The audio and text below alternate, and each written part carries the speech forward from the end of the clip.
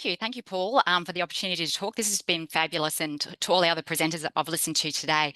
So my name's Nicole Landy. I'm a lecturer in the legal practice course at QUT. That course satisfies the admission requirements for solicitors or students who want to be admitted as solicitors in Queensland. So because I'm coming to you from Meanjin, Brisbane, I would like to acknowledge the Turrbal and the Yagara as the First Nations owners of the lands where I live and work, and pay my respects to their elders, laws, customs and creation spirits. Today I'm going to be talking to you about a subject that I embedded GenAI, LPP 119 career skills. This is a really teeny tiny 4-week subject that follows the completion of all undergraduate, core and elective subjects for our PLT students. One of the unit learning outcomes is demonstrate an awareness of how current and future technology can facilitate the practice of law, which I thought was perfect for embedding GenAI. My learning goals were to provide guidance and resources to students on how to use GenAI and to get them comfortable using GenAI. Now, the timing of this subject probably shaped those goals. My PLT students were not at high school 18 months ago when ChatGPT took off, so are not proficient at using GenAI like high school students might be at the moment. They were nearing the end of their law degree. And most, if not all of them, had very limited experience using GenAI, some because they made that deliberate decision not to use it for fear of academic misconduct and what that meant for their future admission to the profession. So when the starting point for me in creating an assessment that embedded GenAI was to investigate what lawyers are using it for, both overseas and in Australia. And one of the most common uses at the moment I found is for legal research. And so I designed my assessment around a legal research. The task is a critical analysis of using GenAI for legal research, and I've had 2 runs at this now. Following some fails in the first run, I redesigned it to be a process-oriented assessment with a critical analysis component on the second run. And I just wanted to talk through the 2 versions and what I did to improve it and how I failed in the first version. So in the first version, I asked the students to prompt AI to explain 2 legal concepts and then copy the output into a document. And then I had them do traditional legal research on those 2 concepts and then write a memo attaching the output that was a critical analysis of the AI output compared to the traditional legal research, noting any discrepancies or deficiencies, and if there weren't any, justifying their role as a young lawyer. So the first mistake I made was that I asked the students to prompt AI first to explain these concepts, and I'll explain in a minute why that was an error. The next mistake I made was asking the students to prompt AI once only. Anyone that's used AI will know that one prompt isn't going to generate a sufficiently detailed or accurate output. I also didn't give the students any guidance on prompting. I just assumed they would know how, and they didn't. So it really was a case of garbage in and garbage out. And the other thing I didn't do was ask for their prompt as well as their output. So when they uploaded their submission, they only put the output attached to it. And that really slowed down marking. And I was often scratching my head thinking, what on earth have you prompted AI with to get this output? And then in terms of the critical analysis, it wasn't what I'd hoped for. And that was because I was asking the students to critically analyze one output from a poorly crafted prompt. And so it was very easy for the students to generalize and say they were far superior to GenAI in terms of legal research. And so it wasn't that more nuanced sort of discussion on the use of GenAI for legal research that I'd hoped for. So then I redesigned the task for the second run. So this is what I did. I asked the students this time to do the traditional legal research first, and then I asked them to complete a prompting exercise. So that involved them prompting AI, copying the prompt and the output into a resource table that I gave them. And then they had to examine that output for accuracy and detail. And I asked them to make notes in that resource table. And then they had to do the same again, prompt the tool, copy the prompt and the output, analyze the output, and then repeat until they were satisfied that they could answer the client's question or it was as close to the traditional legal research as they could get.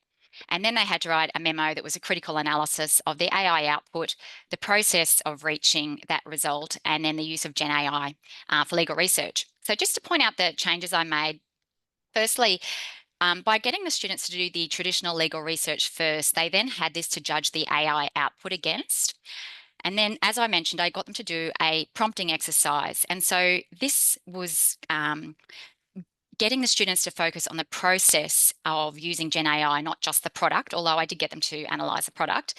And this time I gave them more scaffolding. So I gave them this resource table, which was just a very simple Word document where they could copy the prompt and the output, but also make notes as they went as to the output. And I also gave them information on how to prompt in the task itself, links to external resources, and for the on-campus students, we did have a workshop. With the critical analysis, when they were critically analysing the GenAI output, as I mentioned, because they'd done that traditional research, they were really encouraged to be critical and to validate the output against their own research. And when they were analysing that process, they were really focusing on their own journey of using GenAI. Every student had a different, they had creative control and a different process. And so that critical analysis was very individual. So that was pleasing. And then generally what they thought about the use of GenAI for legal research. Much of what I have seen is in relation to legal education, and GenAI has been on universities and teachers and their perceptions, but I'm really interested in the student perspective, and as I've heard other speakers are here today as well, which is fabulous. So I had the students at the end of the subject reflect on this particular task that embedded GenAI, and I also received ethics approval to survey the students. So in terms of survey results, when I asked how would you describe your previous experience of using GenAI prior to using it in this subject, 67% of students hadn't used it or had very limited experience. So those students that were proficient at using GenAI were in the minority, which was really important for me to understand as an educator. I then had the students rate on a scale of 1 to 100 their thoughts about various statements. So in response to the question, did the process of critically analysing the GenAI results help you develop your analytical and critical thinking skills? The average student perception was 63. Did the task increase your understanding of the capacity of GenAI to do legal research? 70.2. And do you feel that using GenAI allowed you to engage with technology that will help your practice of law in the future? The average student perception was 65.7. I also just wanted to share with you quickly some of the student reflection comments, which are really just glimpses as to what students thought about using GenAI. They could definitely see the real world application. So this is one of the comments. I think AI is here to stay in the profession. The time it can save you is just too great, and you can't put the genie back in the bottle. Prior to completing this task, I didn't know too much about how AI is used in the legal industry. I think GenAI would be very useful, especially for legal research and drafting.